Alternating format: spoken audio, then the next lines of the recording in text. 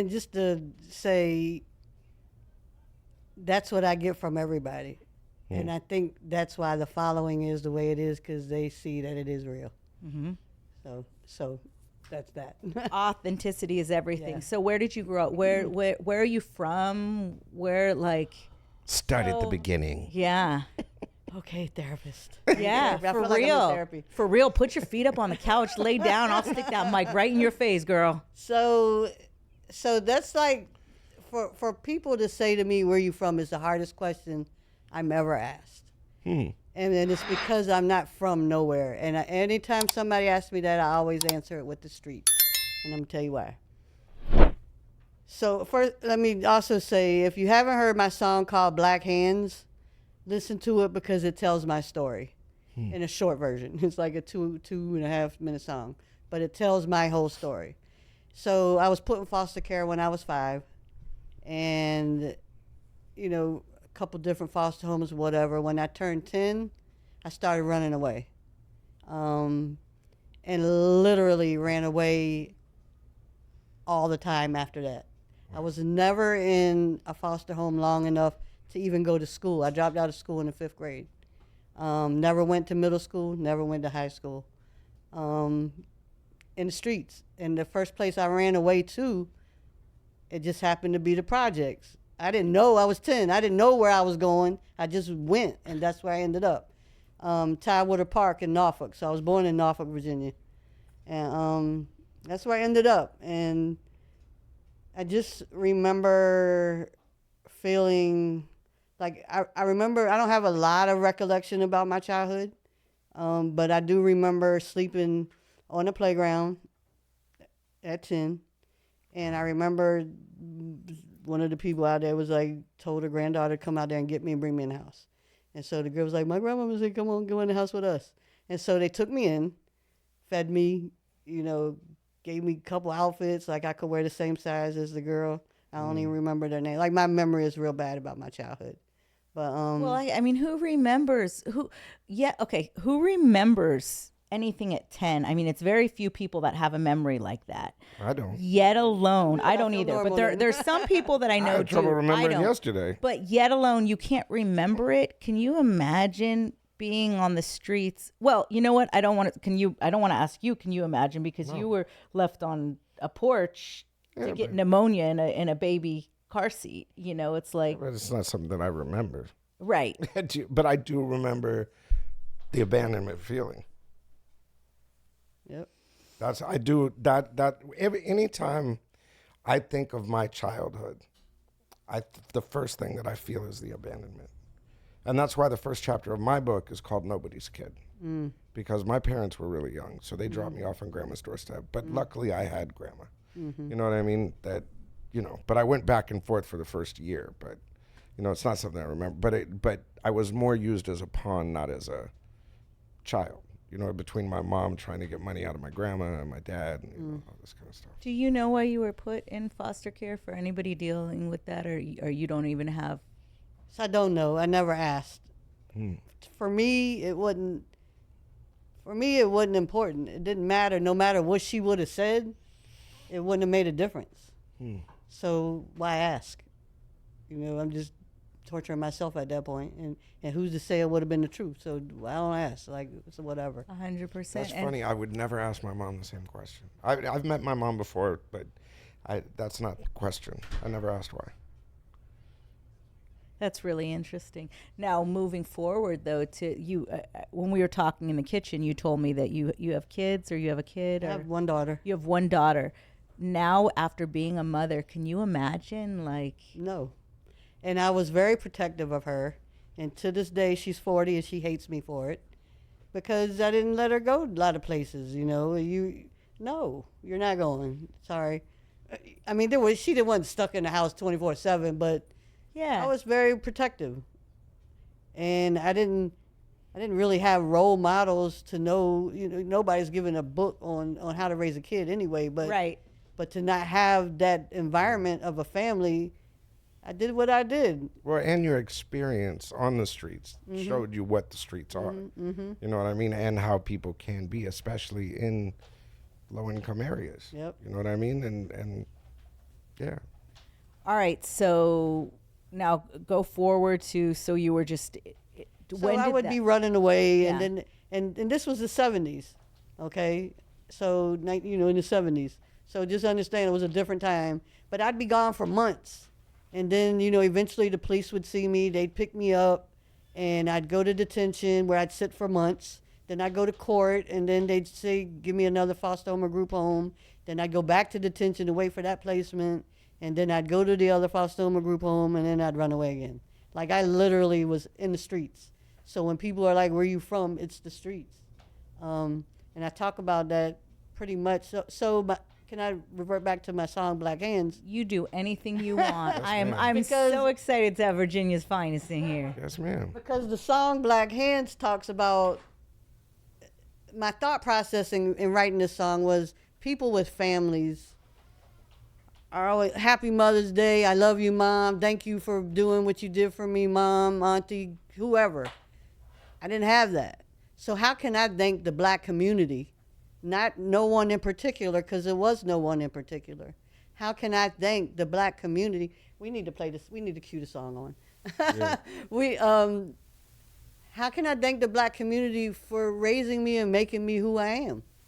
100%. And so I wrote a song and talked about it.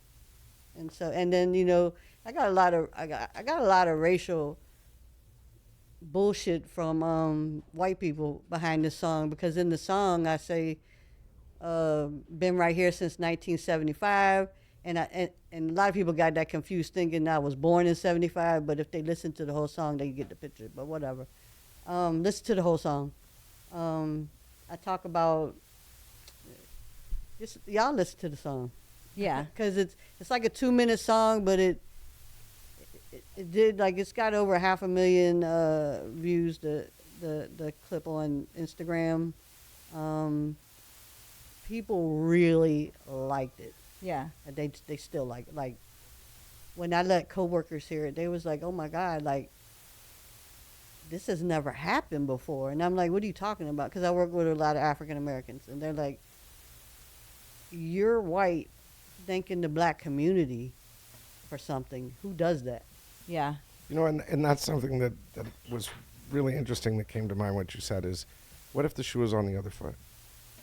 You know, what if it was a black child in a white neighborhood and in a affluent neighborhood that was just roaming around?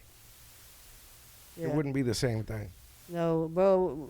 And that's what, you know, I mean, as a white kid from Santa Barbara coming into rap, I found that the black community supported me more than my own Yes. people. Do you know what I'm saying? I can't say yes, but yes.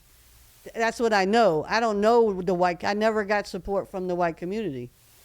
So I didn't know. Neither did I. Right, so you don't know. I don't compare it. No, they actually were mad. I mean, I got more backlash from the white community. Oh, you want to be black, you want to be this, you want to be that, because I was always drawn to rap music. That's I didn't get that. I never got that type of stuff until this song. Yeah. I And get people would make little comments like, but you're white. Okay, like, I swear to God, if Is I could that- just say half the shit I want to say to some of these people, but I'm not an internet arguer. Like, call No, me you up. don't need to pull up. cyber- who- like, you- dead ass, pull up. Like, that's how I am. Dead ass. I'm so serious Dead ass, right now. pull up. Now, y'all need to understand, Granny's, you're 60 now, right? Yes. Which is amazing, because the fact that, like, when did you start rapping? Yeah. 4 years ago. And what was the catalyst for that? I mean, when did you say, oh, I'm going to pick up a mic? So, 2021, right after COVID started in 2020, I was always like, musically, I was even on Musically before TikTok, lip syncing R&B and hip hop, because that's what I knew. That's what I grew up on. And people on TikTok, you know, then it changed to TikTok, and I was still doing it, and people would just started saying, you know, hey, Granny, they started calling me Granny, and they was like, why don't you do your own music? And I was like, y'all be quiet. Like, I don't know how to write. Like, I don't know how to rap. I don't know how to do none of that. So just forget it. Ain't going to happen. And then I just kept hearing it from not only now a lot of different people on the internet, but like in real life, people would be like, have you ever thought about doing your own music? And so I'm like, you know what? Okay, so rap is storytelling. And I'm just thinking, I have shit to talk about, Oh yeah, you do. so let me write a song, and I did, and I wrote my first song in 20 minutes. And what song was that? It's called Slinging That Heat. Okay, so how's that one go? What was the first line? Wait, I want to hear Slinging the yeah. Yeah, I what was want the to hear first Slinging the heat. Oh, God. Everything started in the womb. Before I was born, I was doomed. I was 5, mama sent me to the state. Since then, knew love was fake. Jumped in the streets at 10. Use and abuse, can't trust a friend. Thugging it out from an early age. Living my life so full of rage. They say that I'm younger than I got. But yeah, y'all check that song You out. know what's crazy is you obviously always had it in you. Because if that's the first song that you wrote, I mean, as a record producer, as At somebody 55. that mentors a lot. At 55. Well, yeah, and someone that works with rappers that have never rapped before, or because over the time with Grandma and I, we always brought in kids into the home, and similar story to what you went through, and we'd always put them in the studio because that would be the way to transition into a relationship, and writing their first songs, like if you heard Bam's first song, and Yeah. Skippy and everybody, like it's just their first songs are never that well put together. Yeah. They just start writing sentences that don't go together, First line doesn't go with the second line, but your sentence structure and the way that you're writing it, it tells a story. Did you have any help? No. Or you just said, this is what I'm going to do, and just started? Yeah, so I didn't understand, like, I don't, and to this day, I don't write to beats. I write my thoughts, and I know in my head how I want to rap it, and then I go to my producer and I rap it, and then he creates the beat around how I'm rapping. And She came up with her own style. I'm sorry. Who is your producer? That way we shout him out. I don't want to. Yeah, that's Gringo, DJ Gringo 101 on Instagram.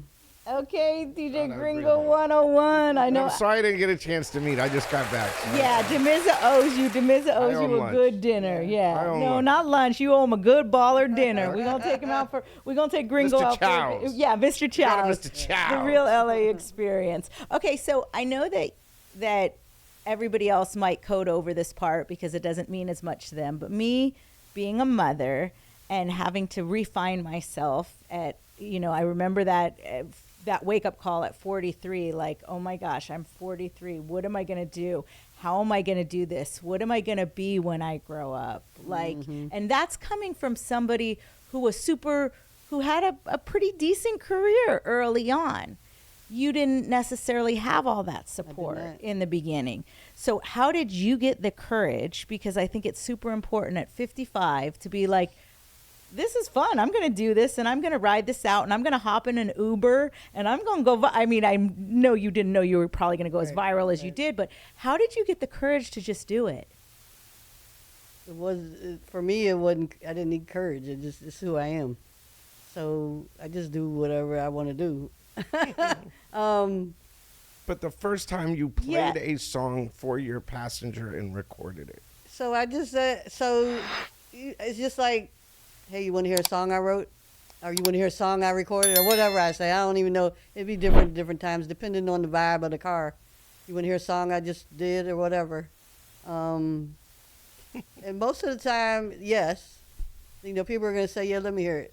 A couple times people have said no. And I'm like, you don't want to hear it? Like, you didn't give me no chance. But I respect it, That's just how it goes all the time. Whenever I do it, I'm like, hey, you want to hear a song? Now it's just more frequent that they know who I am. Maybe not initially, but I say, hey, you want to hear a song? And then when it's Granny. Are you that rapping Granny? Yeah. And I didn't know you were right here in Richmond. They would say Richmond, Virginia, because I would say, are you in Richmond, California? Yeah. But yeah, it's just I just wanted to get feedback. Well, now with the. So you were truly doing it just because you were like, okay, I'm to be just like, Yes. yo, Give me feedback. You were she was slanging her record modern day style. How did you know how to get so hip with it though? It's like, how did you know how to hop in the Uber, get on social media? For somebody maybe who's, our age and is a little more afraid to hop on the modern day world train, how can you social help media. them through that? How can you? I'm not regular. I am not regular at all. I'm not your. Bro, I'm not getting caught up in what society expects me to do and wants me to do. I'm going to do me. This is my life, and this is what I'm going to do. Like, people say sometimes, like, you need to act like a grandma. Shut the fuck up, because this is who I am. like? You're white. Why are you doing this? You know? You're too old. You're Definitely the old I get. stuff, bro. That's crazy. I had gotten that. You know, need to be in the kitchen Yeah. cooking.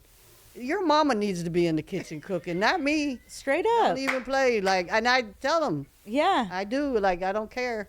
Yeah. You get to a certain age, you just don't care. But here's the thing. For real. I'm You about don't, there. that's real. Here's the thing, though. You don't care, but you do care, because you're an advocate for the voiceless. And I think that that's Yeah. why you and I align so well. When you shouted me out on my birthday, my son, who does not, nobody's on his radar, right? Nobody's on, EJ does not care. He's like, don't care. He don't care about nobody. Nothing impresses him. He was like, Mom, that is epic. Granny wished you a happy birthday. And I'm like, who's Granny? And I went and clicked on it, and I was like, oh, hell no. I am so in love, like, Oh, with the thank you. energy and what you had to offer the Thank world. And then we connected, and that love was mutual. And then you sitting here on the couch, and okay, your record came out, and I know my little homegirl Letty repped it way back in the day, right? They played it on Brown Bag. Yes. And they were dissecting it. Shouts out to Now, Letty. that's LA radio. That's by the way. LA radio. Now, was So that I before the charted Snoop? twice. I charted twice on Power 106. Yeah. I actually have it right here. That's I charted number 74 and 190 on Power 106. Oh, wow. I charted as much as I charted number 3. I've charted 7 times with that song that was on Apple Music. Wow. that was before the Snoop came in with the collab, or was Yes. that was? Yes. Okay, so can we talk about that, because that that's typical. That's like Granny. That's you and who you are. This story, and I've heard it. We got to hear it, and this story is everything. Your initial Snoop story. How did that happen? How did the Snoop record happen? First of all, like, break it down. Well, just pretty much. So I did a video, and the video was just like, it was probably goofy as hell. I did something like, Snoop Doggy Dogg, and then I sung that a little bit, and then I'm like, hey, Snoop, why don't you get on this song? Wow. And I don't remember exactly everything that I said on the video. It was short, but it was pretty much, Hop on. yes. Yeah. And so I didn't get a response was a call right to away or action. nothing. Mm-hmm. And I don't really know like how long I did the video and just kept moving on. And at some point he DM'd me. So Snoop slid into your DM. He did. What was And that? He what- was just very. When you saw that, where were you? respectful. Like, Yeah, like take what- us to that moment. God, I don't even know. Like when you saw that, what did you? I mean, I have no I idea. mean, where first I was. reaction had to be, is this really Snoop? So yes, the first reaction was definitely, let me go to this profile picture and make sure this him, because I knew he had how many followers he had about. yeah. So I looked at that and I was like, oh damn, it is Snoop. Let me go back to the message. And what did the message say? So it's pretty much like, I fuck with you. I fuck with you. Let's work. Yeah. Send me the stems. Oh wow. Send me this. She said stems. That's what. Leaving me hanging on the couch. And so I get on the phone with my producer. I'm like, bro, no, he didn't answer the phone. And I'm like, oh my God, like I need you to answer the phone. Like, and I don't know where he was. He was out of town. So I ended up calling the studio main number. And let me just say, Good People Studio is actually here in LA, Wow. and they have another one in Richmond, Virginia. So Oh wow. Oh, that's shout out awesome. to the LA Good So People now you're going to be in LA more with us. Oh, that'd be nice. Yeah. know? Let's make it happen. Yeah, we are. We got this far, right? Yeah. We've gotten far.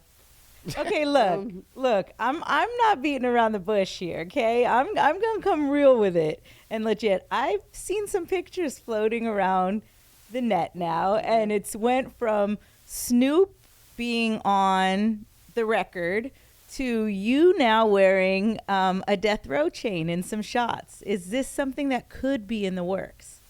It could be. We're having conversation. So, Yo, she's such an artist. We're having conversation. yeah, you know what? I ain't even going to go into what that was. I love it. I'm going to leave Yo, her but this is what I'm business saying. and Snoop's Granny business is a alone because I from got the- so much respect for both of them. And just the fact that you could go from, hey, Snoop, get on my record, to Snoop sliding in your DM, I fuck with you, to a record that everybody loved that Snoop was just on that we never got to see a visual. And I imagine if you sign with Death Row or at some point we'll get some type of visual because there ain't no way that you guys ain't going to take it back to the Granny old school for us and get us a visual. It's got to happen. And to you wearing a Death Row chain. For anybody who thinks they fucking can't, if that does not show you you can, amen, in every direction. And that's what drew me, is when I saw her do it and I saw Snoop do it, then I said, this is so inspiring. You know, and plus, you know, I just lost my granny. So when I saw your name originally, that's what drew me to it. And I said, oh, Granny. You know what I mean? And so then that's when I started reposting. That's when our interaction started. And then to see you actually manifest all of this, I mean, it's... And I literally, bro, I love it. I'm going to share something with y'all. So I do believe in manifestation, and I do believe in affirmations. And one of my affirmations, here's my list. Oh, wow. And here one of them is, Snoop Dogg, thank you for the feature, and thank you for signing me to Death Row. Snoop Dogg's team, thank you for working with me. Universe, I am thankful. Thank you for my success. I am thankful. I am blessed. Shout out Cammy and Fuzzy. Bro. Can we write on there, Snoop Dogg, make sure Granny gets a good check so she can pursue this career because I love that. And thank you, Snoop. Thank you, West Coast, for standing up for Virginia's finest. Like, I appreciate California. we're gonna keep you. About your trip to California, just really quick, what have you seen? Like, what? I mean, have you been here before? I've never been here before. So it's the first trip to California. What was your initial impression of She was running around with the DeBarge family. Oh. So Bobby Yeah. DeBarge and I have developed a friendship over the wow. last year, and it was really good to finally meet him. Wow. And me, him, and his wife went. First night, second night, I wanted to see the stars. So we went there and saw the stars and saw the people on the street. She even hopped onto one of the Hollywood spinning Walk of things Fame. with Bobby, yeah. and they took one of the pictures on the spinning things. I mean, she doing Hollywood at its Yeah, finest, yeah. but not everybody gets to go get chained up at Death Row with their Death Row chain. But we won't go there too much. But it's like that is amazing. So what's next? What's the ultimate So dream actually here? today, me and Bobby hung out again, and we wrote a song. You wrote a So song I with Bobby DeBarge. I love palm trees. I mean, I have them right here. I love palm trees. And I remember I was on the phone with him, and I was looking out of the hotel, and it's the front of the hotel, and like all the palm trees, and I was like, man, I love palm trees. And he was like, let's write a song. We're going to call it Palm Trees. I said, okay. So today we kind of wrote a song, and we'll be bringing it out. It's called Palm Trees, and it talks about my experience in California, low riders, and, I'm going to bring my little gangster flow to it, and he's doing his R&B because he sounds just like his dad. Like, he can hit the notes, bro. That's crazy. All right. I've been begging him, Bobby, So your do first two... the cover of Reasons, man, by Earth, Wind, and Fire. Yeah. He kills it. Bobby needs to do the Who's Palm Tree? Wait. So our first two features are Snoop Dogg and Bobby DeBarge. That's my homegirl. That's how we do. That's You know how we what? roll. But that's what That's I keep how we saying. do, Granny. Let's Dream go. can come true if Okay. you manifest it. You know what our favorite thing to do, though, over here is, right? What is your other dream collab? I love making things like that happen. Who else would you like to collab with? So, Uh-oh. And it already happened. What? Right. We ain't going to be able she's going to be Yeah, she's collabing like, us. Andy She's just going to be happened. helping us. I DM Kendrick Lamar because I beat him on the charts twice. I was number 65 and he was like 66 and 67. Mm-hmm. And so I DM'd him a copy of it. It was like, I beat you on the charts. We need to work. He ain't respond, but Kendrick, what's All up? right, Kendrick, it out Top there. Dog, you're being called out right now. If you know what, you Look should in your hidden screenshot DMs, that, and bro. I will tag Top Dog in it and send it. Right. I'll send it to Top Dog. I still have it. Tag it and send it to me, and I'll send it to Top Dog. That's crazy. Granny, we appreciate you. I know you're out here tretching and killing it, and I appreciate you having so much love for D and I, and just our Absolutely. relationship is so real. I look forward to growing with you, watching you grow, being a part of all of it, and seeing whose chain you end up wearing. And I'm just excited you put up with my craziness. No, because I RZA is awesome, I y'all. was He's I just don't even know what to say. Yeah. Like literally, like if you've ever experienced anything that's just so great that you just don't even have, like there's no word. Whatever I say, it ain't good enough. It's like Oz. It's like You are Oz. good enough. Oz, the great Oz that Yes. hides behind the curtain, and it's Yes. like, yeah. And then you don't know. And the funny thing is, I was telling him this today.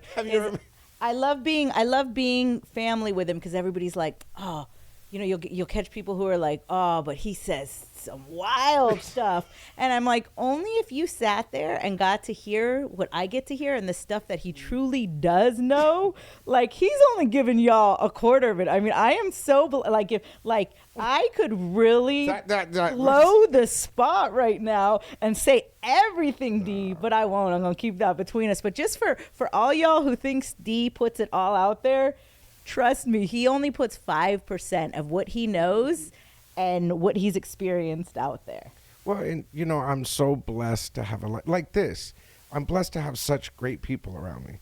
Like the fact that I could put you and Cammie on a group text, a week or two ago, and say, hey, can you guys figure this out? Let everybody know who Cammie is for the not knowers and what you The did. super PR guru of California. Right. The West Coast PR guru. Everybody and from so Warren Ms. linked G you and- and Cammie up and encouraged you to get out here to Cali because we love you in Cali. And now I know I see pictures of Granny wearing a death row chain floating She ain't around the letting it go. internet. She ain't But letting it go. I ain't letting it go, but I ain't one to gossip, so you ain't heard it from me, but you might have heard it from me. And if you didn't hear it from me, check on the net because you'll probably find it somewhere. Well, it's a dream come true for me too. I love to is. see that. Yeah. That is what I live for, is to see synergy. I love to see people work together, and I love to see people meet, and it makes me want to do it again. Well, since Granny what I and mean? I, Like, I since love it. Granny and I have you on the couch, let's turn the shit. interview around a little bit on him, Granny. Here we go with the 'Cause therapy. he's sitting there putting your blast on you the last couple days of L.A. My boy right here, he wanted to meet your producer, but he wasn't home because he got to take a trip that most of us would dream about taking. I mean, talk about street legend. When I saw you drop the bomb, I mean, I got a little jealous when I saw you with Shafton and Tech 9. Yeah. I'm like, what's going down in the streets? Oh, we just had some fun. No, tell me about it. I went to Kansas City, Missouri, and visited Strange Music. It was Tell me about street. What do you mean? No, okay. So Brian Shafton, dear friend of mine. Okay, for the not knowers, That's let what I'm them gonna know go who into. Brian Brian Shafton. Shafton. Do you know who Brian Shafton is? He's started at Priority Records in the NWA era. Straight out of Compton, Ice Cube's America's Most Wanted, all of that. Going back to I think California Reasons when they first started. Can I interrupt just for a Yes, second? ma'am. I just dropped a Eazy-E cover of Boys in the Hood. See? I did see that. Did you? That was awesome. But, Boys in the Hood. I mean, all of that kind of stuff. So Brian, who pretty much developed the independent game with Master P at Priority, because Priority distributed No Limit. Well, I had met Master P back in those days in the independent and all of that kind of stuff. And now it's turned into, first it was In Grooves, and the first number one on In Grooves, which was Fontana, was DJ Quick Trauma, which is a project that Brian, me, and Quick did together. Which DJ Quick is my favorite. Yeah, it's the best. And then, as time went on, he started distributing Strange Music, which is Tech 9 and all of that. So for the last 25 years or so, they've done it. But I've never really spent a lot of time with Tech. I've only met him once or twice, just in passing or something like that. But I've always been fascinated at how Strange Music operates. Yeah. Because not only from a touring perspective, Tech Nine has the most incredible show out of every rapper that I've ever seen. The cult following he has, their He's the merchandise. platform. They don't need a platform. He is the template of how this independent game should run. And if you are an independent artist, study Tech Nine, study Strange Music, because that is how the independent is done. So I've been bugging Brian for years. I want to go see the setup because I'm fascinated by systems. I'm fascinated by people that are doing things right, and I want to learn. And Grandma always taught me, if you want to learn how to build a Model T, don't pick up a hammer. Don't sit there and, try to figure it out. Go ask Henry fucking Ford. Yeah. Do you know what I mean? Or whoever the incarnation is of Henry Ford now. And I always looked at Brian as that. But it's Travis and Tech that built this company from the ground up, and Rated X and Brother Lynch Hung and, all of these artists that came out of, even Jelly Roll. People don't realize That's crazy. Jelly Roll came out of Strange Music. Did you know that? Save Me was a Strange Music song. You know what I mean? And it was crazy. So, even with the Jelly Roll thing, I'm like, wait a minute. What the fuck? How are you guys doing this? Because that's a major artist, one of the world's biggest artists that came out of Strange Music. So finally, I'm like, Brian, you're taking me to fucking Strange Music. I'm going to go see this place, one way or another. So we got Trav on the phone one day, and Trav, me and him, and Chris Gotti, love Chris Gotti, we're all on the phone together. And I'm like, look, bro, can I come out there and just see this place? For the not knowers, Chris Gotti is Murder Inc., Irv Gotti's brother, rest in peace. But, Chris and I were kind of the Irv's infrastructure, if you will. He was the label side, I was the radio side. So when it came time to teach, there was this point with Irv Gotti and Murder Inc., just to give a little background, is when Ja Rule recorded 336, which is arguably his biggest album ever, Def Jam said, no, we don't like the album, go back to the studio and record a new one. And they were devastated. Think how many hits are on Ja Rule's 336. Put It On Me and Between Me and You and, all of these records, freaking huge. So when they did that, Irv came out to California and Chris came out to California and said, Dame, what do we do? And I said, you go to radio. And I took Sujit, put him on the road, sent him to all of the mix show DJs, then took him around and introduced him to every program director in the country. And that's how we broke Murder Inc. That's how we broke Ja Rule. So Chris and I work a lot together. We're having this conversation with Brian and Travis. Finally, I just said, look, I think Strange Music is the next Murder Inc. Do you know what I'm saying? It's independent, but it could easily be, it's right now a micro major. You've got fucking Jelly Roll.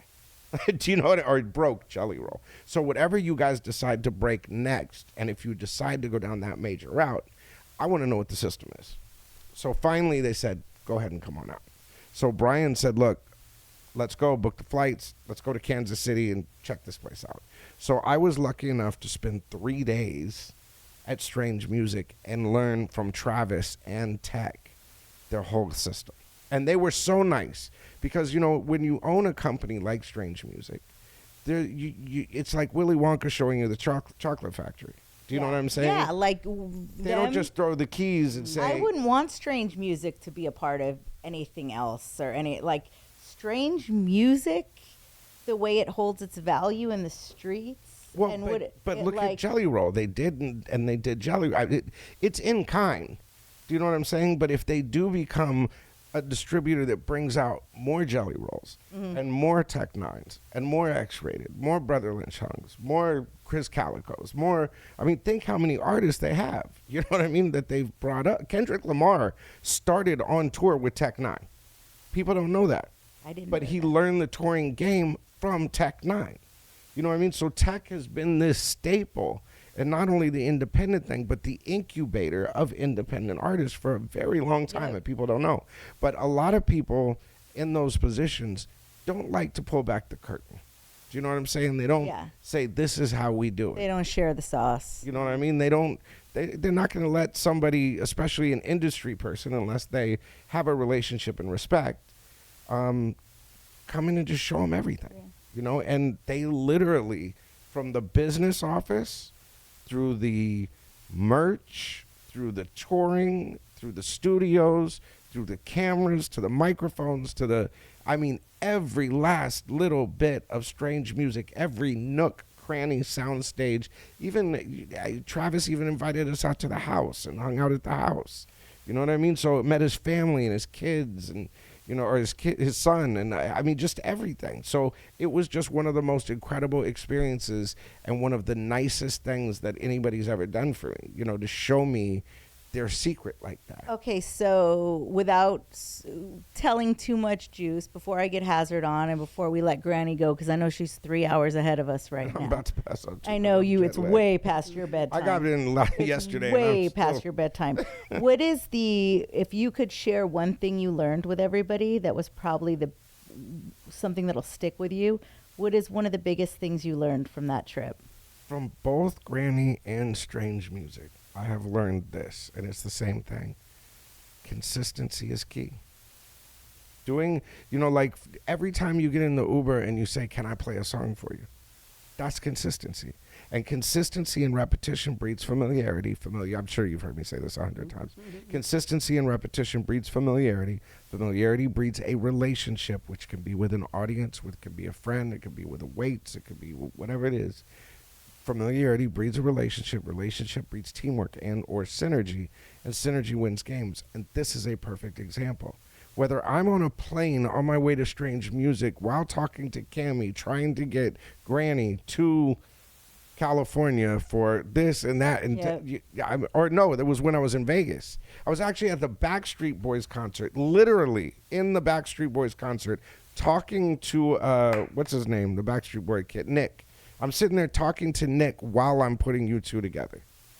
Yeah, and it was crazy because this show tonight, actually, Mr. Shadow was supposed to come through with cocaine, and then Shadow pushed it back to next week because his song drops with Ice Cube. And I was like, oh, what am I going to do for the show? And, you know, since I just started, I'm like, I got to stay consistent.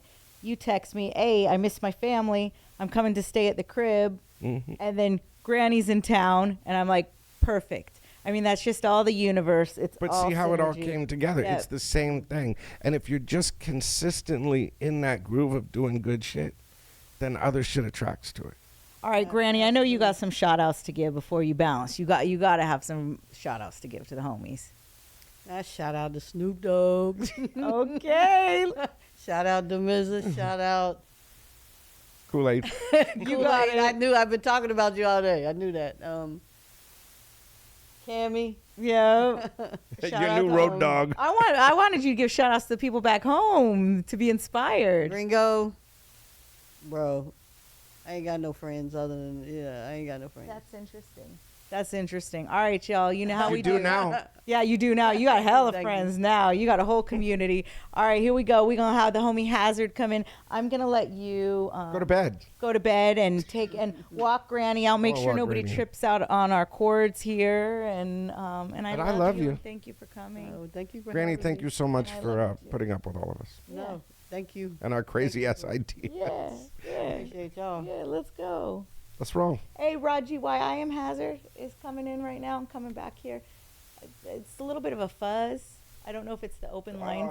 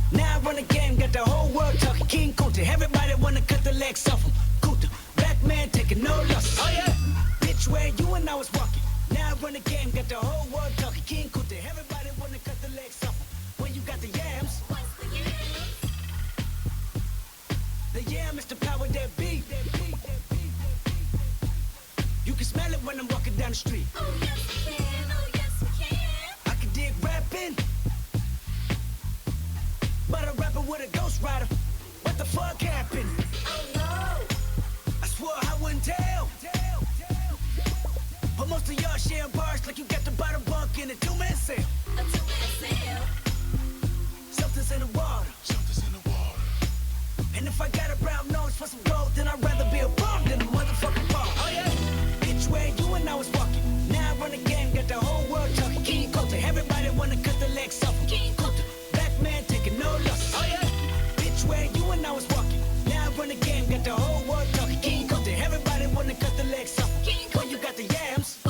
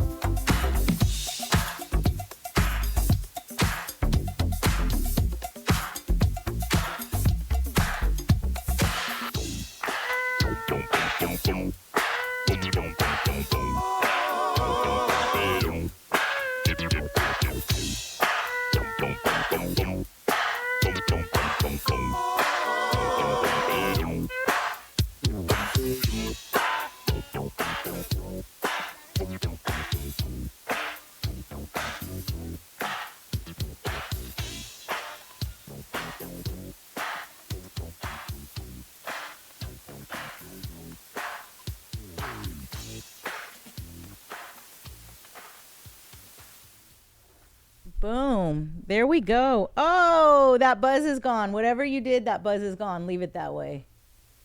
Wait, did you push them up over there? No? Oh. Anyways. We live now? All right, let's go. Blow, baby, your girl Khoolaid. Why don't you introduce yourself? So I go by Hazerd to the fucking mic, Yeah. AKA Mr. 40 Ounce Fridays. For the not knowers, like Yeah, I rap and stuff. Been doing it for a little while. you really have. And not only do you rap and stuff, and you're a jerk for what you did to me just now. Not only do you rap and stuff, the way I look at it, it's kind of like Miz. You are like when I've seen rappers react to seeing you, like you are your peers. Your peers look up to you. You know that, right? That's wild. This is kicking in, so that's a wild statement to start with Khoolaid. First of all, it's Khoolaid. I was 15 years old. I listened to you on my boombox when you had your show, obviously on Power, and I would sit there and I'd just be listening because I was at that point like I knew I loved hip hop. I knew I really liked rapping, but I was kind of starting to find my voice in it, and I was a huge fan of rap forever. Like my mom was an LL fan. Okay. You know what I mean? Like my mom had LL Cool J on her wall.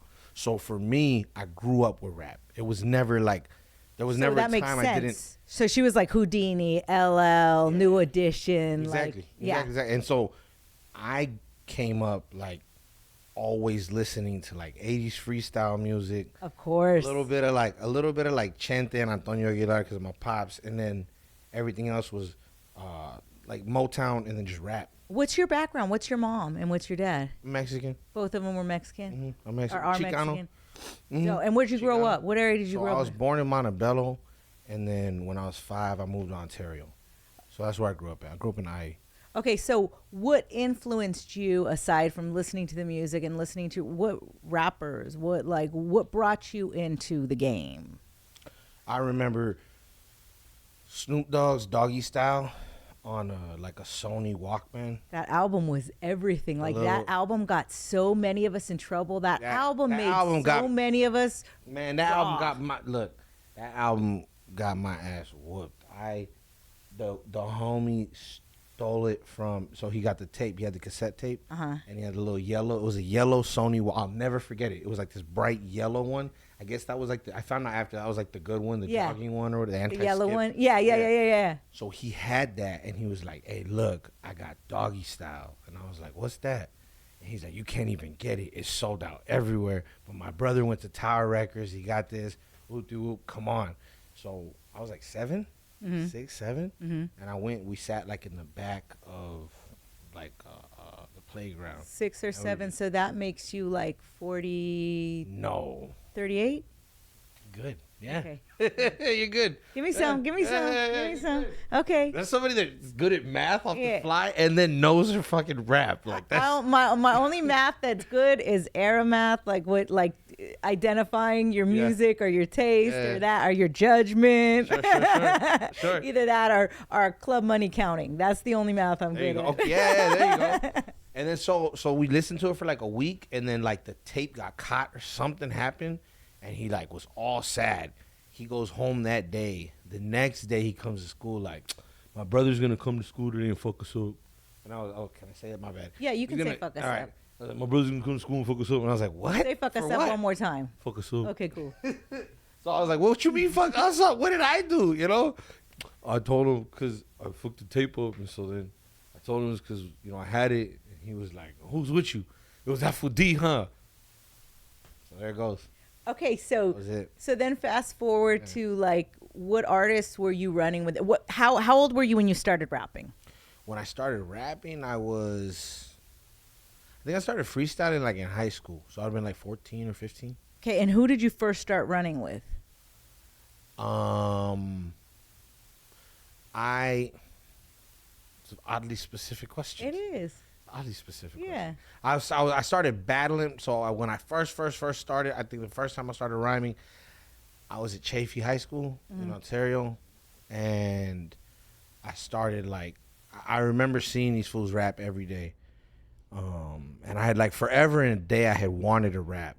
I think I was like in junior high the first time I seen somebody like in front of me just start rhyming, and I was like, that's cool. I want to do that.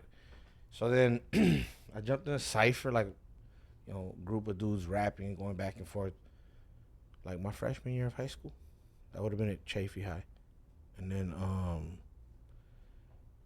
I So were you like a hood ass kid, or were you straight and narrow? No, I was a badass kid. I got I started getting kicked out of school when I was like in 7th grade for like weed and shit, and then no, I was always fighting. It was all bad. And then when I was in high school, I moved. So I grew up in Ontario, and I moved like one city over. I was in Chino, and like it was a nicer area, but I didn't go to elementary school or junior high with these fools. I was from the other side of the tracks, literally. So I had the blues every day. Like I hated that shit. I hated high school, cause I was always like, for like 2 years of my life, I was just always fighting, cause somebody has something to say all the time, and I wasn't going for it. So, you know. So how did you get through it then? How'd you get through those high school years? Like, how'd you push through? For that kid who's sitting there and feels just hopeless right now, pop being in the somebody in the box. fucking mouth. No, I'm just kidding. All right, so in all seriousness, right? You'd be surprised. You can't say pop somebody in the mouth on my show. Okay, yeah. You can say fuck that, but you can't say pop somebody that's in crazy. the mouth. That's wild. Yeah, but that's you how I shouldn't get do down. that anyway. You keep it positive, but you Yeah. keep it fucking positive. Yeah, we keep Don't it- get it twisted. Yeah, we're fucking positive over here, okay? We're not gonna fucking do that, okay? We're no fucking violence. Yeah. Nah, but I really fell in love with music like at that point. At that point, I knew I wanted to like rap, and I was always like, just a little bit. I think it was because I just grew up listening to rap music. Like I knew Boys in the Hood when I was like 5 or 6 years old. I knew I Need Love when I was like 5 or 6 years old. What age did you know it would be your career? Like, when did you know? What was that moment where you knew that rapping would be your career? I think when I started going, like, cause growing up in the IE, I would go out to Hollywood and shit. We would go like battle, like on Santa Monica, Sunset, Melrose. We'd try to go to like a Fat Beats. You know what I'm saying? At that time, who were you out there battling? Oh, we're talking. Anybody of note? I don't want to be disrespectful. Nah, not really. I mean, just like faces, kind of faces. I'm trying to think. The first person that I remember seeing early that I seen later would probably be like, probably some of the dudes that I still work with, I guess, like beat makers and shit. My boy got beats.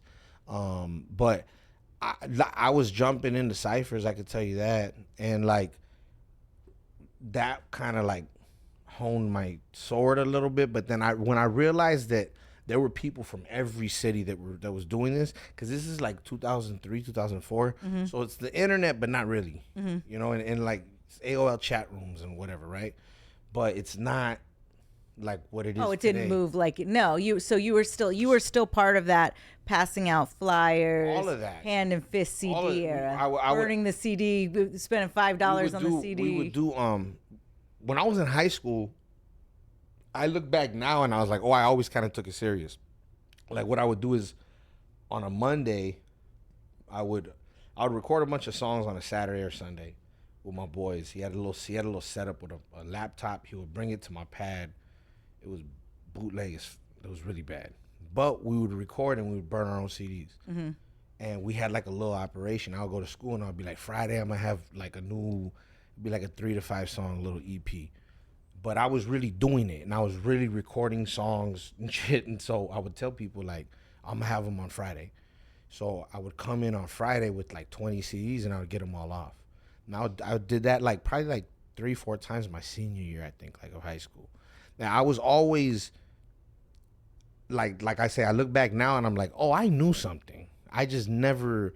Okay, so when did you know? When was like that era where like the big dog or somebody tapped you and you were like, okay, this is for real now? I went to prison in 07, 08, 07. What was that for? Robbery, conspiracy to commit a crime. And bunch how of long other were shit. you? I did 5 years. So I had done like a year, almost a year in the county, and then I got out. I was on probation. Then I was on bail and probation. That was like a really weird circumstance. And I was either talking to my bail bondsman, like I bailed out, right? I either was talking to a bail bondsman or my probation officer or a judge for like 4 or 5 months, and then I got arrested again. And that was for the robbery, conspiracy to commit a crime, a bunch of shit. So I got 5 years for that. So when I was in there, I think it was probably there because I met like a lot of people in there that were like, fool, you're stupid. What are you doing in here? I'm just rhyming in there. I'm just, and your style was different for Yeah. Your style was you kind of like lean between like what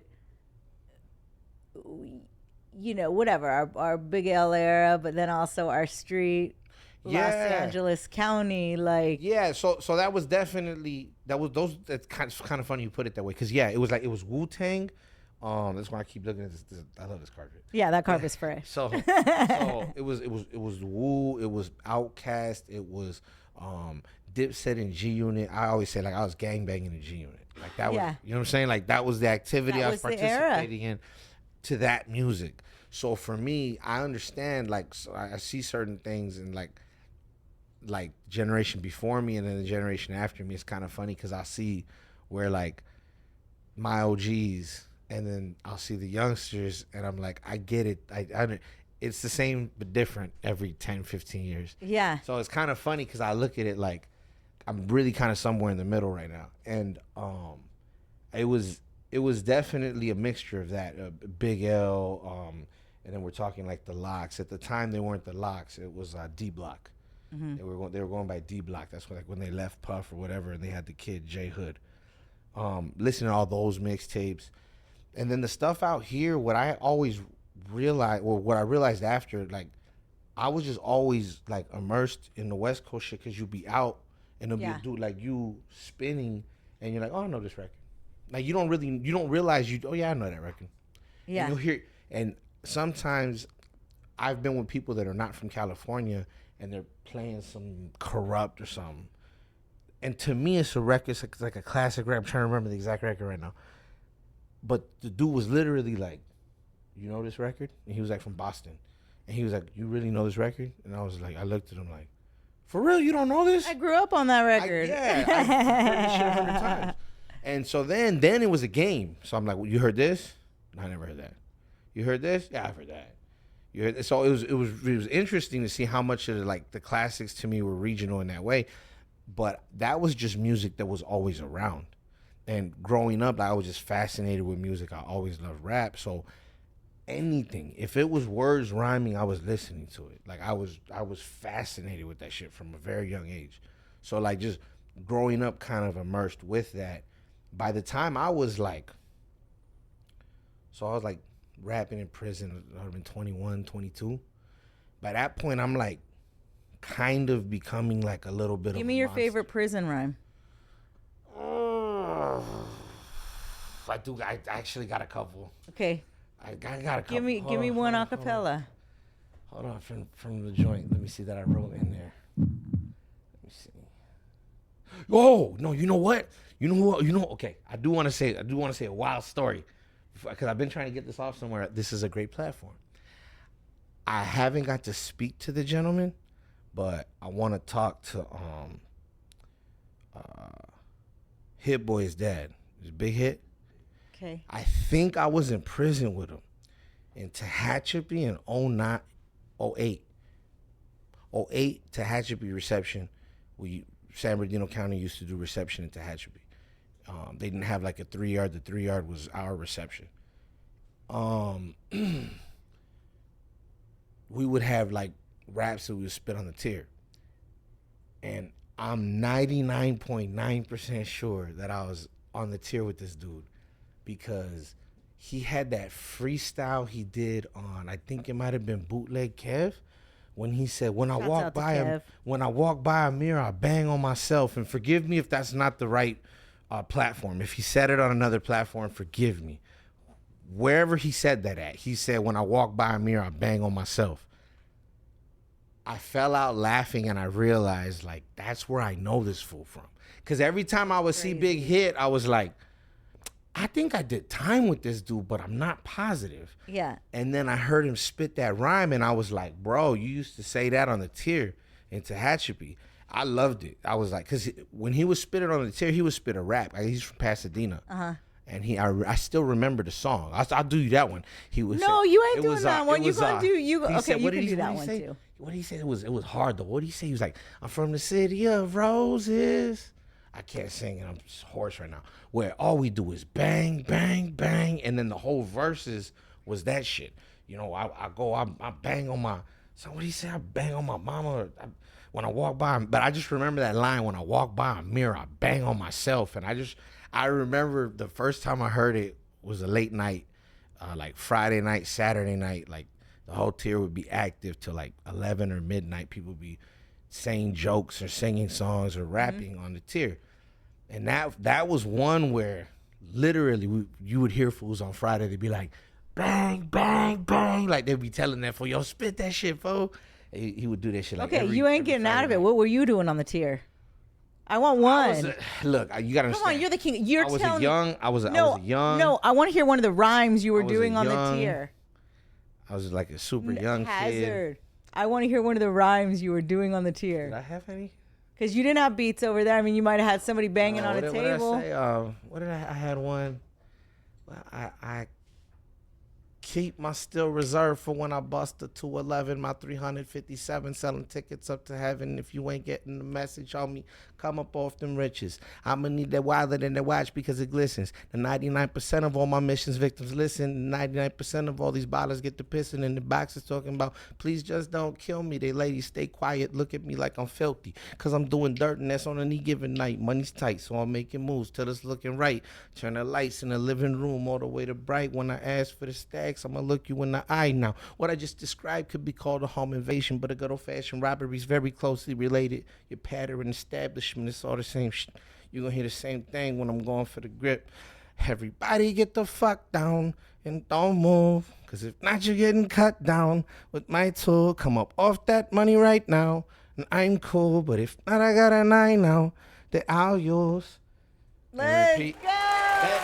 They used to go crazy for that one on the tier. Let's go. I haven't rapped that in for. I was trying to think of it. I think I fucked the verse up a lot actually, but you get it. Hey, so what MCs? You know, I'm always one about like you giving props to like those who put you on or inspired you. Absolutely. Who would that be for you?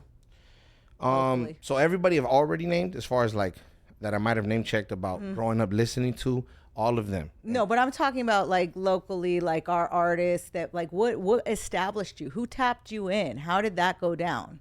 So when I came home, when I went away in 06, I was like when I first started doing time.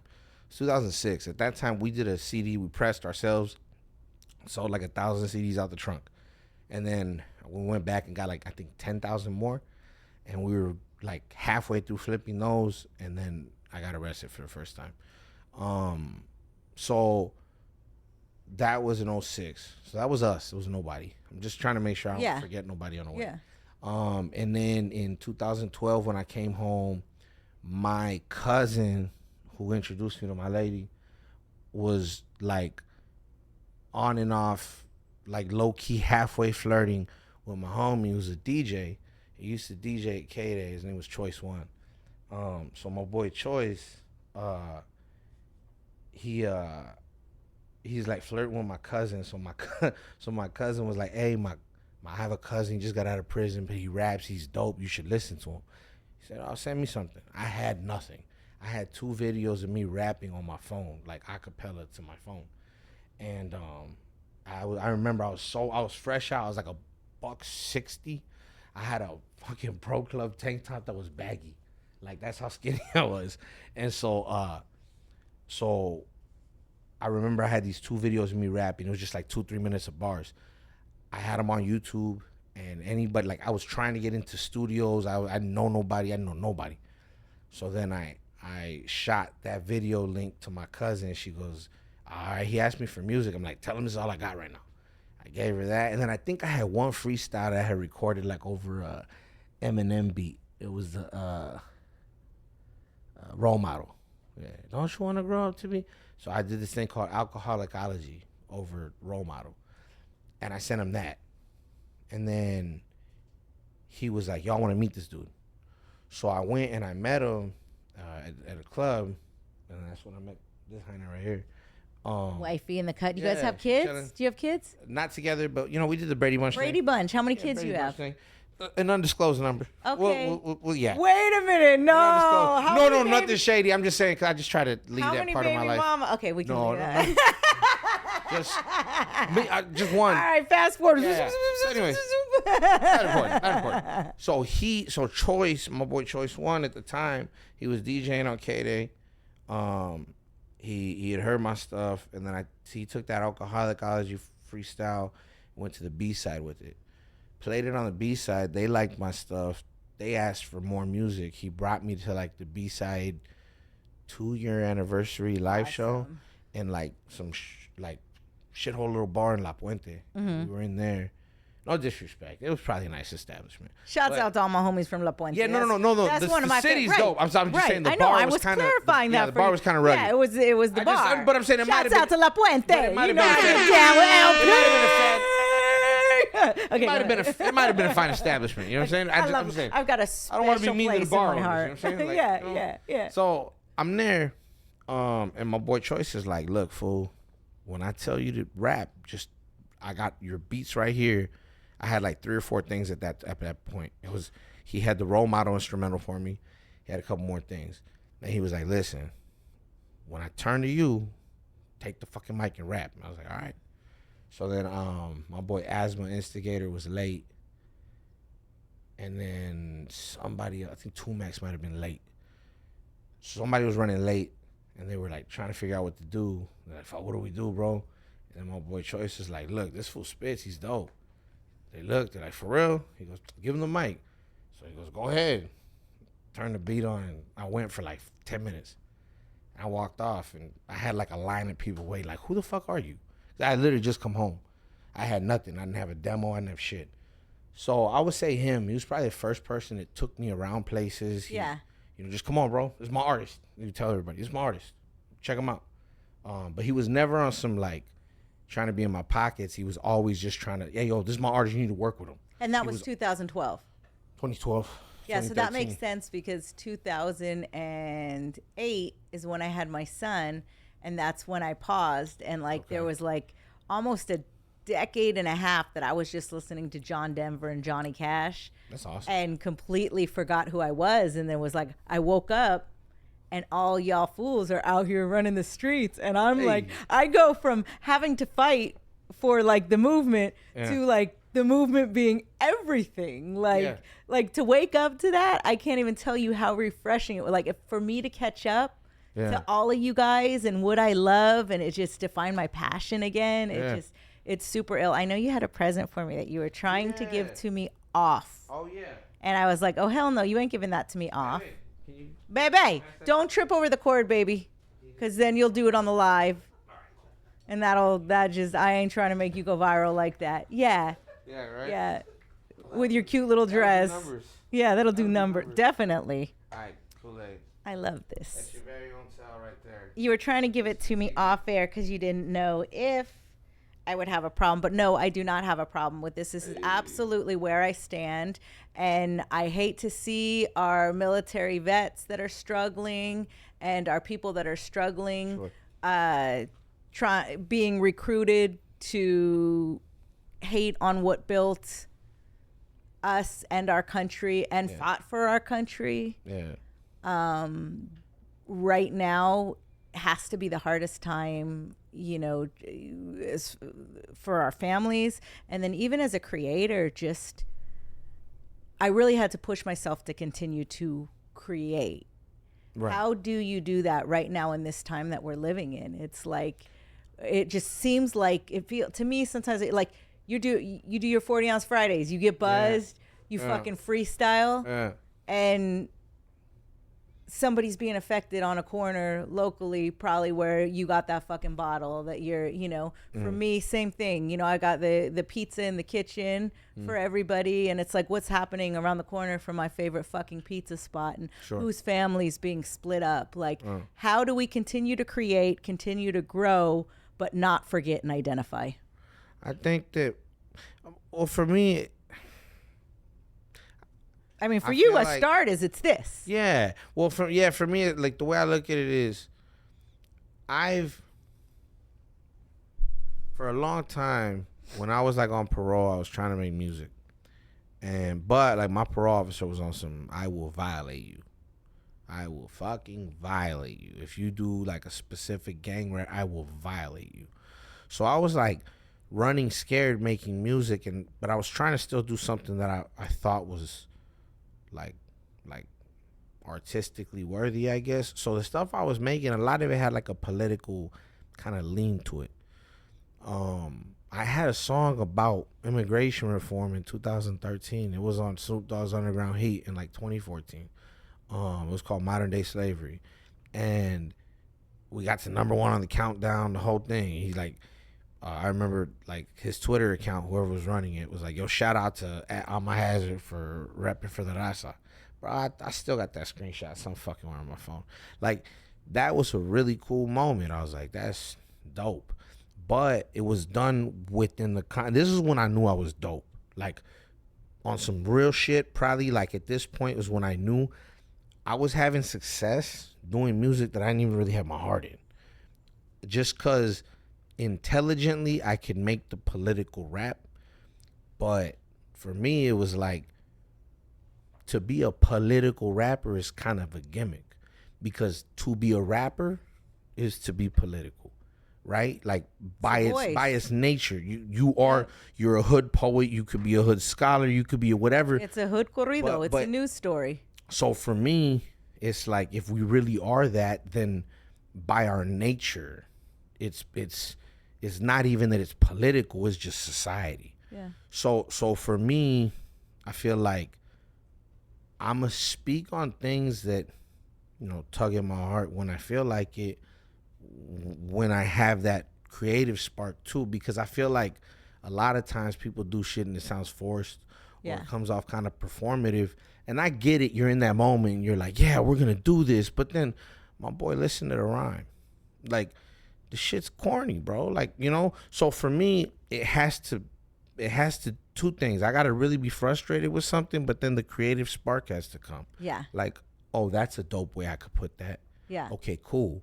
Because I never want to do the thing where I just try to force something out, because I've done that before, and it's just like, nah, I never want to do that again. So for me, it's like, now I just kind of let my nuts hang and do what I do. Your wife just got mad. She just looked crazy when you said you let your nuts hang. Well, yeah. She's like, motherfucker better not let his nuts hang Well, in the streets, it's like, right? I saw your face. my She thing was is all, like- she just heard nuts hang. She was chilling My because she's thing is used to like, hearing your yeah. mouth all the time. But I- And yeah, then she but heard nuts hang, and she just- got look, psycho. I saw it. I let my, what I mean by it though is like, I really just kind of Yeah, do your thing. Go off the cuff, and then how I'm feeling that day, how I'm feeling that week, whatever. But it could be something as simple as, I could read something as I'm walking in the studio and then throw my whole mood, or it might influence whatever I'm gonna say. So I'm very much so like observational, and kind of speaking my world, and also looking back on the colorful life that I've lived, and kind of, you know, grabbing inspiration from there. And my thing when I do that though, I always try to do it from like, but understand this is everything that came with that. Yeah. So you're not gonna ever really hear, like, at least for me, I do try to be like somewhat responsible with the way I approach certain topics. Like, music should still be fun and listenable ultimately. Right.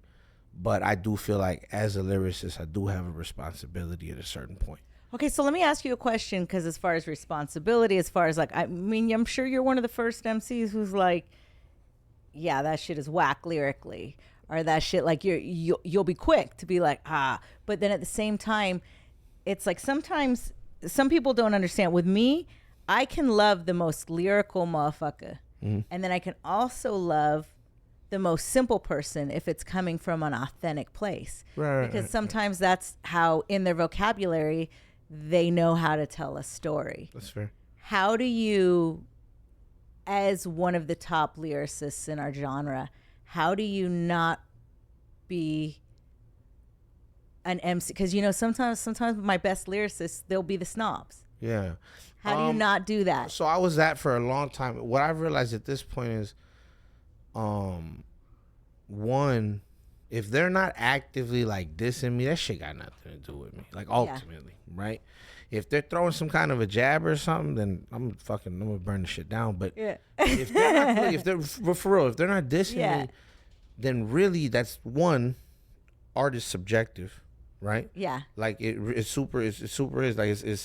depends. Like what I like in my day to day doesn't even really sound like the shit that I make. It's like I just think a lot, so I got a lot of shit to say. Yeah. But like the stuff that I enjoy the most to listen to, like I'm riding around to Pop Smoke most of the time. You know, it saddens me because I've burned through the catalog, so now it's like less. You know, but like I still like a lot of Nip. Out of these youngsters, who are you open to mess with? Who can we get you to mentor out of some of these new youngsters coming up? I mean, I've met a few of them. So I met Drex.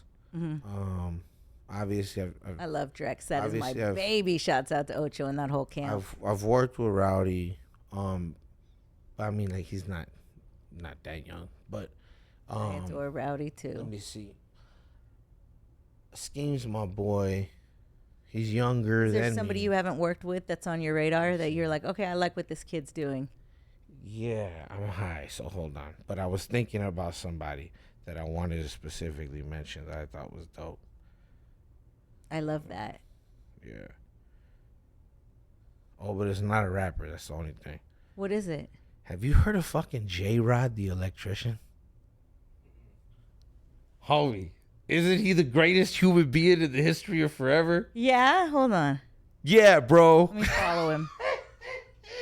Hey, J-Rod is fucking dope. So this dude's like an electrician or something, and then yeah, he did some shit where like he said something about come get the J-Rod special or something like at a pool hall or something, and What's his handle? I'm fucking up the whole thing right now. J-Rod, J-R-O-D, and it's like a bunch of numbers and shit. I don't know. Yeah. Okay, Like- well, send it to me so I can follow him. Like the dude was just like a regular person and just making funny videos, and then or just making videos. I mean, yeah, they're funny, but I don't even know if he really thought that people were gonna take him that way. Yeah. And people were just dying. Like, bro, this dude's. Do you watch yeah. TV anymore? Even like, I mean, because with all the content created, like I can just sit there and watch, Duno and Concrete and like all these fools all day, like, and all these young creators just out there in the streets. I haven't watched. When's the last show that I watched? Yeah. Yeah, ESPN. yeah. That's it. That's all I watch. Like every night, I would go to sleep to ESPN. So like it's the Sports phone. Center. It's the phone though, Oh, steady, it's the phone. right? It's the phone. It's all like YouTube. My shit. It's weird because I got like a mix of like the way I interact with technology is like the mixture of like a really technologically savvy. I'm really faded. A really technologically savvy like 75-year-old. Like it's gonna be kind of bumpy. I'm gonna get there though.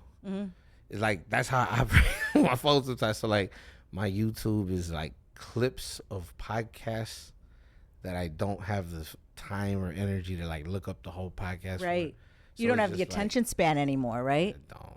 Like even to sit and watch. I know it's like Terrible. my brain's been on crack mode since like 99. right. But The ADHD is real. it's crazy because the way this thing works is like, bruh, like it's evil. Okay, so we were talking about I was rapping, Choice was helping me. I was doing like some political rap shit. And then like I was feeling sorry for myself. I kept trying shit, didn't really work. I didn't have like my heart in it though, because I felt like I was being creatively compromised because I couldn't really talk my shit. And then I got off parole. I was in kind of like a weird custody dispute for my daughter. That got really ugly. My music got drug into that. So I kind of like stopped making music. So I was like, yeah, I'm done. Like, that's fucked up. So I was done. Like, I was really done. And it wasn't even on no like, I quit rap. I hate my life. I was genuinely like, no, I had dreams of doing something great with music. And if you're going to take the thing that matters to me away for doing it, and I ain't even really doing shit. Or to use it against me as a parent. And I was just like, and I ain't even, here was the thing, I'm not delusional. I was like, bro, I have like 10 fans, like, or whatever it was, you know what I'm saying? I was a super local ass rapper. You know what I'm saying? There was like dozens of people had heard of me. You know what I'm saying? Like, so I was like, bro, I'm not shaking shit out here. I'm really not. I can't figure this out. I went away. It was 06. It was like the end of the physical era. Like the physical era was dying. I went away. The physical era completely died. The blog fucking shit happened. That died. And I came home to that being dead. And I'm still thinking, should I press some CDs of my new shit?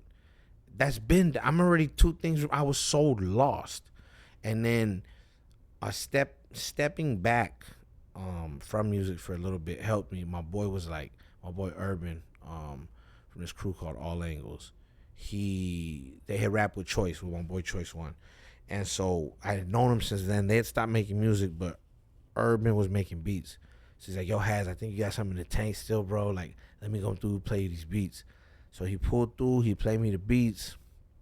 The first thing I heard was dope. Second thing I heard was dope. I was like, all right, I fuck with him. I'm gonna email all these to you. So he gave me everything. And then I sat there for like 2 weeks with him, kind of listening to the beats and shit. And I was like, all right, I got stuff for him. I hit him. I went to his house. We recorded like maybe 8-9 songs. He wanted to put it out. And I'm like, bro, we don't put this out and 500 people maybe are going to listen to this. Maybe. I'm being really optimistic. And I was like, bro, I'm tired of that shit. We got to do something different. At that point, I had this video that I had recorded. It's called Buzz Bars. It's gone viral a couple of times, like on TikTok and shit. I'm like really drunk, whatever. And I was rapping. That video was like me. That was the night that I was like, yeah, I can't do music no more. I was like really sad about it. It was the day after my daughter's birthday. I didn't get to see her for her birthday. It was fucked up. So I was all sad and shit. So I'm drinking, smokes 420. So I'm drinking, I'm smoking, straight West Coasting. Right. And then I was like, I'm a rap. I remember saying that. I kept saying it all night.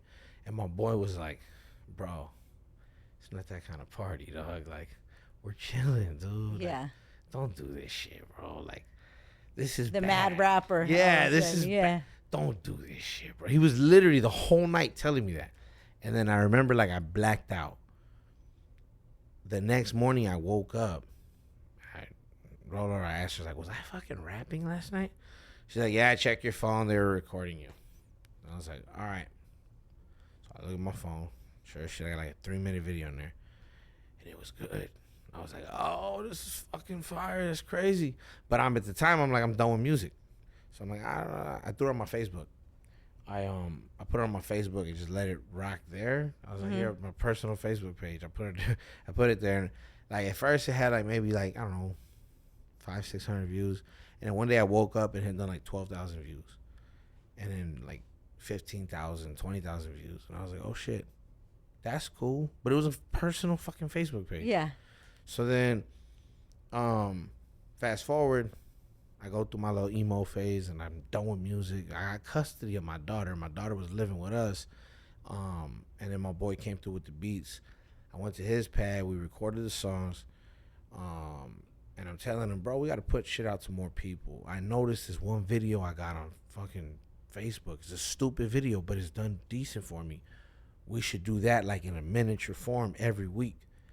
I said, I got the idea of the name 40 Ounce Fridays. I was like, we'll do a Friday, call it 40 Ounce Friday. I'll drink a 40 of Mickey's and I'll rap. And then What's that do to the body though? So you getting faded every Friday, so it's going down in the streets like that. So it's what's a little inside baseball. We drop it Friday morning. I'm not drinking a fucking Mickey's at 8 a.m. I'm not doing that. I'm not a fucking degenerate. I usually record it the night before. Okay. I do drink the Mickey's. So you drink a Mickey's every week in order to record it. Essentially. Okay. Yes. There have been times for medical reasons that I didn't. I'm going to just keep it a buck. But I would like shout the person out that would help me drink the 40. So if you listen, there's literally like 2 or 3 of them where I'm like, so-and-so help me drink my 40. Do you feel like you rap better buzzed, or can you do the same thing? Not. So the only thing, I was trying to figure it out forever. And then my boy said one thing to me, and I was like, oh, that's what it is. So there was something in my tone. And when I figured out what the thing was. How to get drunk tone without being drunk? Basically. Okay. I was like, oh, it's something in my tongue. It's just something I got to do with my tongue. And it's like almost, it's like not quite a slur of a word, but halfway. So I remember listening to myself and like imitating myself and finding every instance. Oh, it's this, right? I was showing my boy, this is the fuck you mean right here? Yeah, that. Okay. What about this? That one too. All right. So I sat there and like mimicked myself for like, I don't know, maybe like 30, 40 minutes. I've had it since. Yeah. Yeah. So, but I do drink, but That's I mean like, crazy. it don't get me like that. Yeah. So what's the absolute goal for you, Hazerd? Like what's the end game here? I want to be the best there ever is, was, or will be. Like, I'm really trying to be that guy. I think that I rap competitively, and I care about the art of it. I care about the way syllables sound together. I care about the way people put their words together. I love seeing other people do their thing with hip-hop. Like, you're saying some of the people that I like to, listen to. My bros, the Yodis, are killing shit. The homies. That's when you really hit my radar too. One of the Really? times was because my bonus baby, Surrealist. Yeah. When I saw, that's my son. Yeah. So when I saw the way he reacted to you, because both my boys are mad critical. They don't dig anybody. Both my younger one and my older one. And he was like, and you were chopping it up with me at it was at Conejo's event. Yep. And Jordan came up to us, Surrealist came up to Yeah. us, and he's like, yo, Hazerd, like he tripped out. Like, he's Yeah. like, yo, you're dope. And he gave you props. And I'm like, you are one of the most critical humans on the planet. You don't give nobody props. This dude must be super hard. And so now he's rolling with the Yotes. So that's dope to see. He's rolling with my boy Doughboy and the Yotes and Che and all them. I love to we were over at the we were all at the shoot with the exhibit. The California, is it California? I love to see the way Exhibit has embraced Is that. it like I think the joint's called California. It's coming out. If it didn't come out today, it's coming out tomorrow.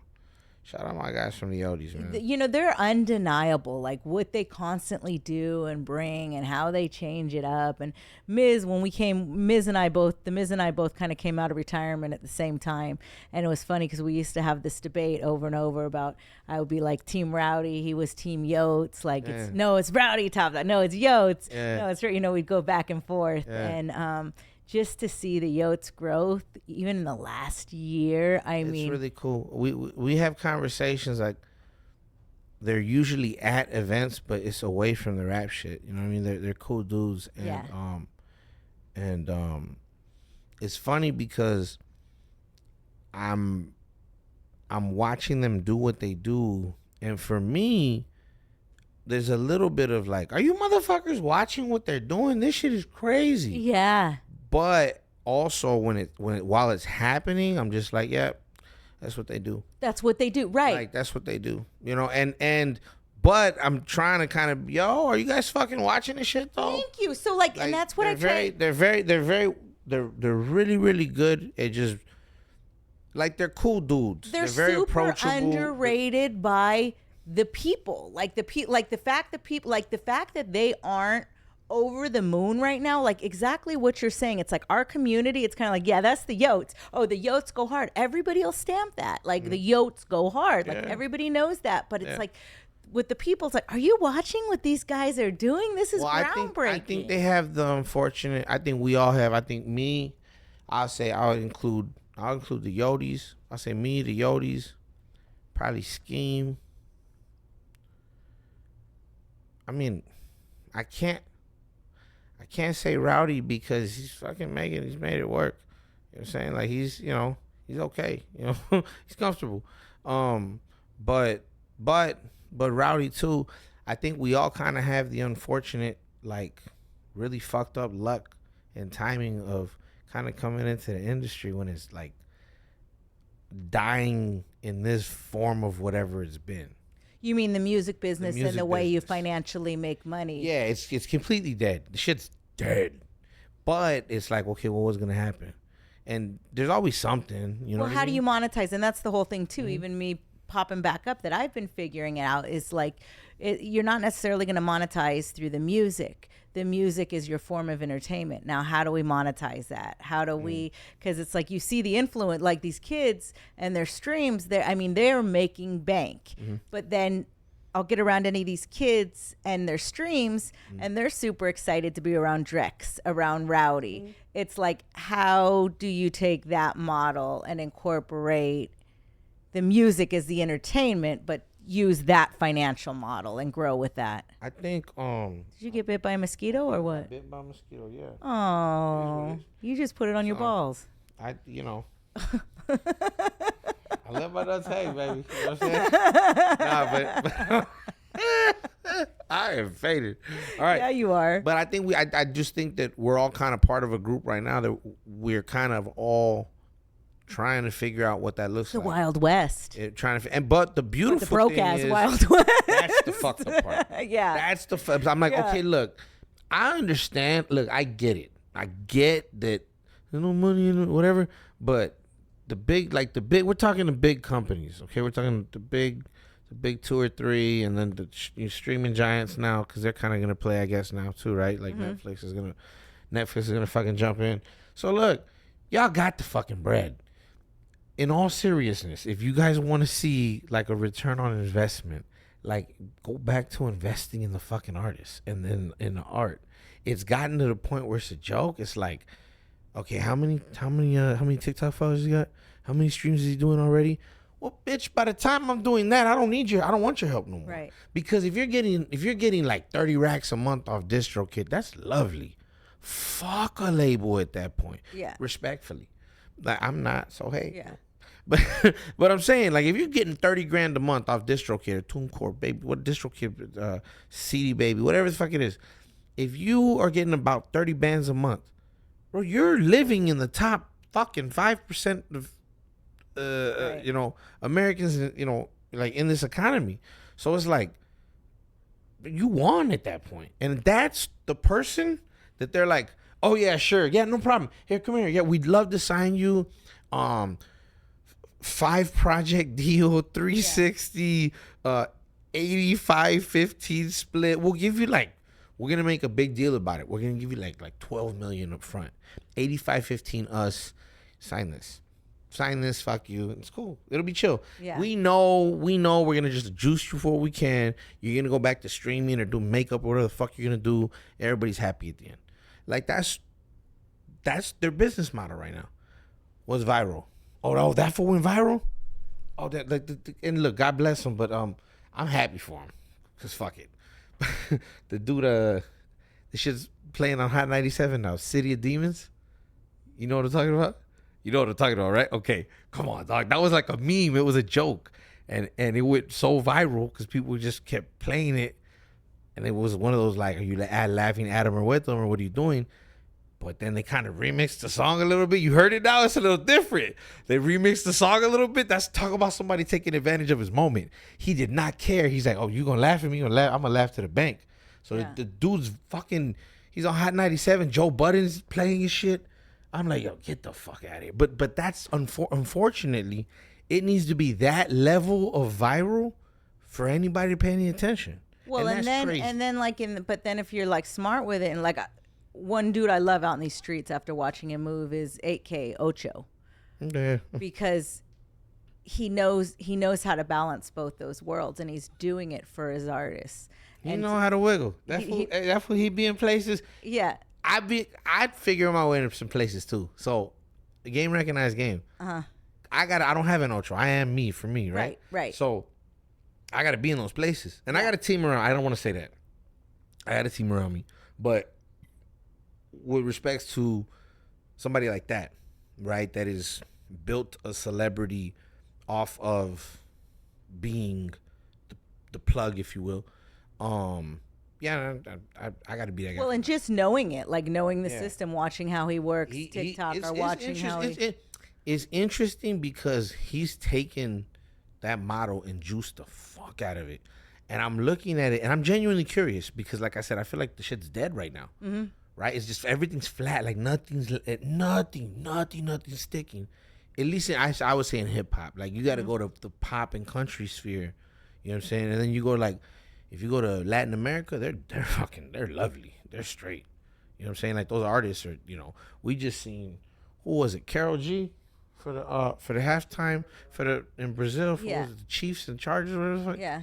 They were playing and they did a whole like a 10-minute Super Bowl halftime type show over there.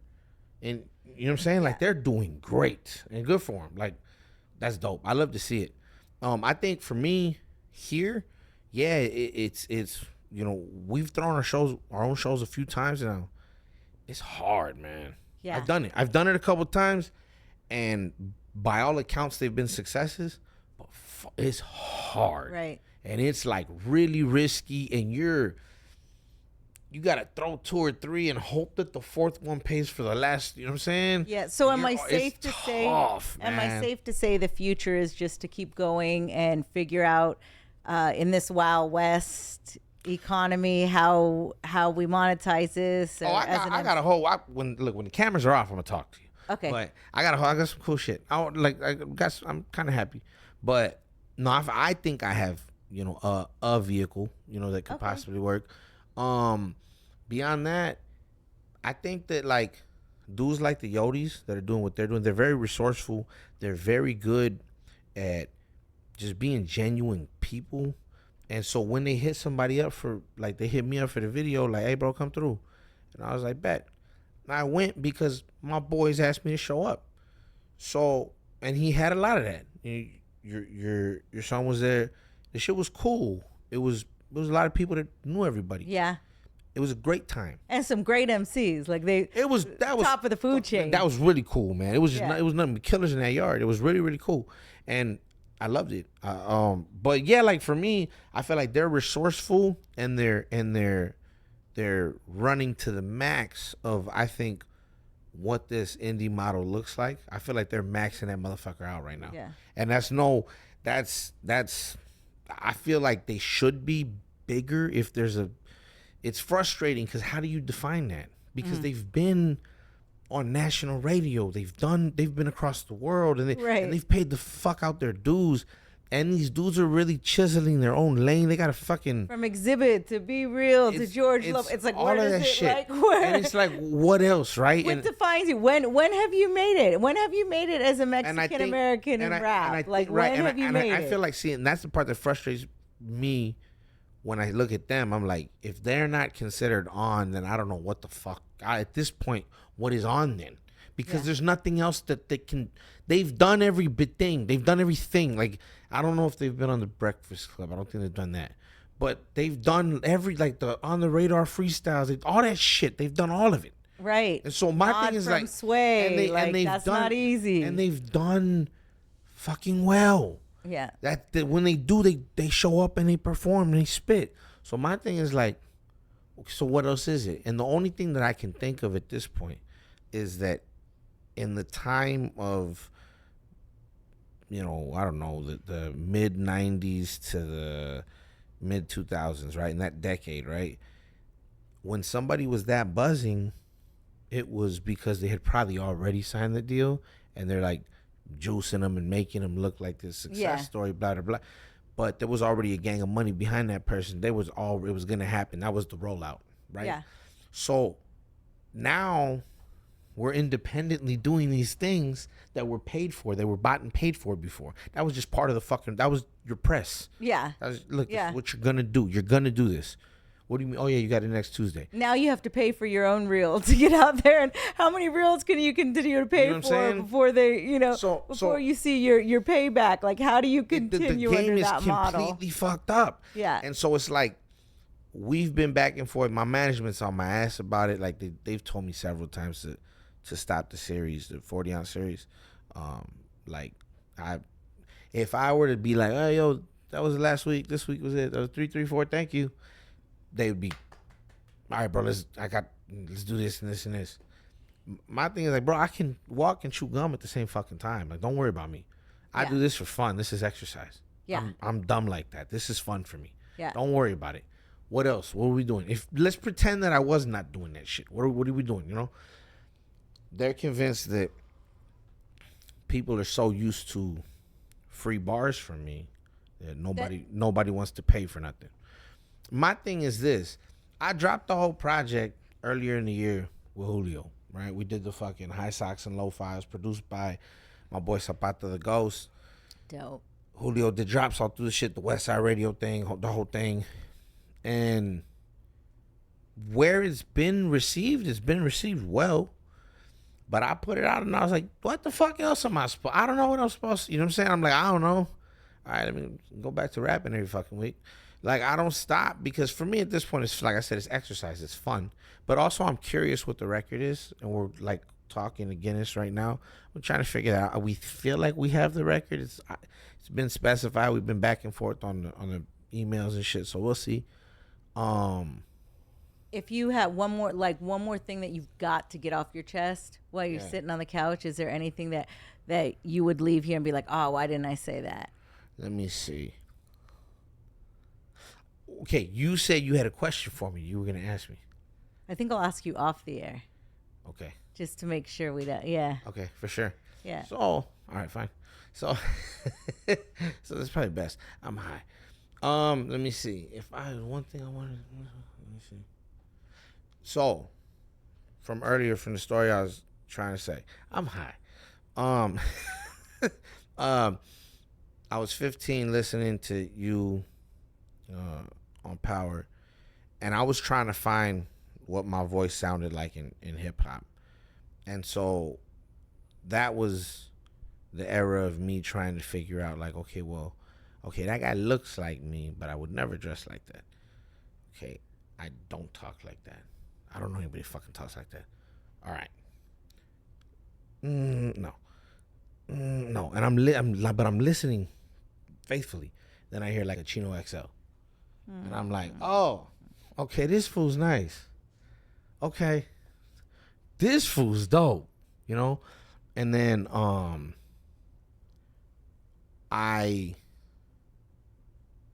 sidebar, really glad I got to meet Chino one time. I got to tell him what he meant to me.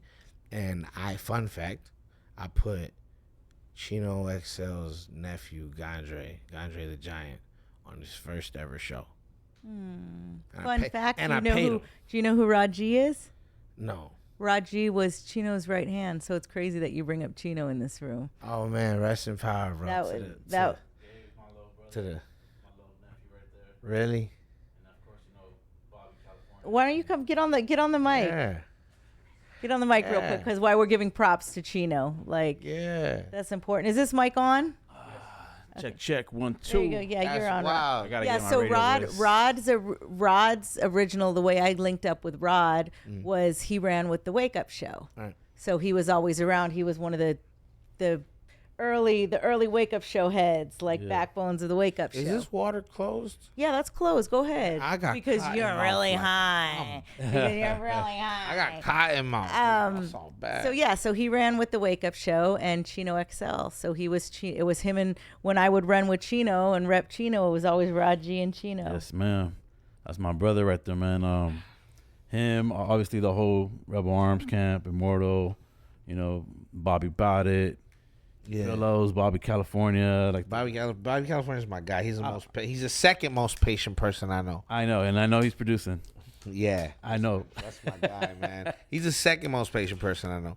The first most patient person I know is my boy Urban. So the dude that helped me start 40 Ounce Fridays, he was the one I recorded those records with. And then I said I'm tired of 10 people listening. So I started the 40 Ounce Friday series, and we went for like 100 and some weeks at his house, off and on. It was during COVID too. That was the only reason the fucking series went. I was gonna do like 10 of them. 10 turned into 20. We got to 20. I was like, I can run the 40. We did 40. I was like, this is cool. Let's do a year with a weekly drop on some. Shout out to Crooked Eye.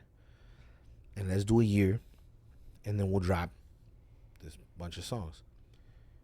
And then COVID happened. Shut everything down. I just kept doing the verses from home. I was rapping on a... And then what I always say to anybody, if you really have a dream, you really want to make it, bro, you don't need a lot. I had like 2 phones. I had like a work phone playing a beat. I was recording the beat into my voice note on my phone. And I only had the idea for how to do this from when I first started recording, like in my fucking house on my homie's laptop. So I was recording the beat into the voice note, and I had it like taped up behind this little, the little mic backstop. So I had that up. So fun fact, if you watch the ones where I'm in my living room with that backstop, there was not a mic there. Where the mic was, I had put like a little mount, and it was for like 2 phones. And I had it set up so the one phone is playing into the voice recorder while I'm rapping into the voice recorder. You know what I'm saying?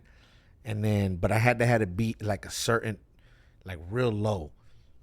I needed it to keep time, but it couldn't be overpowering my voice. So then I did that for like 30 weeks or some shit. And all of a sudden, we looked up, we'd done it for almost 2 years. My boy, God bless him, Urban, went to go start his family. He's a really great dude. And he, so he's raising his daughters now. It's really cool to kind of see him in that way. But yeah. I kept recording. So I went to Room Z in Canoga Park with my boy Danny Zico. And I started recording there every week. Shit got better. Like we added lighting, started recording on a real camera. You know what I'm saying? Yeah. We were using phones forever. The phones work fine. So just especially do now. It. So your advice to anybody is just get do out it. there, just do it. My homeboy, I am Hazard. My bad. Bad. So yeah, but Bobby California, second most patient person I know. Yeah. I never put them songs out with old boy. I got like 4 or 5 in the tuck right now with Bobby. Have you heard them? I've heard. Oh, see. Have you actually heard the records though? I've heard. I think he sent me one of them. I know he was telling me he was pumped up. Rod is all of our go-to. Yeah. We got like. Rod's a trusted one. Rod is a trusted one. Yeah. We got like 4 good. I know he's gassed up, man. He's super excited about the project. Yeah, we got like 4, and we ain't missed. Like everyone is dope. Yeah, Bobby's dope. Everyone, I got like 4. That's my problem. I got like 4 of those sitting around. I got like 4, 6, 4. I got ADD. All right, we gonna shut these cameras off because I want to hear what the play is over here. He said he's got to play. Your homegirl Khoolaid. Make sure you tune in. We got you, man. Everything going down in the streets of the West Coast.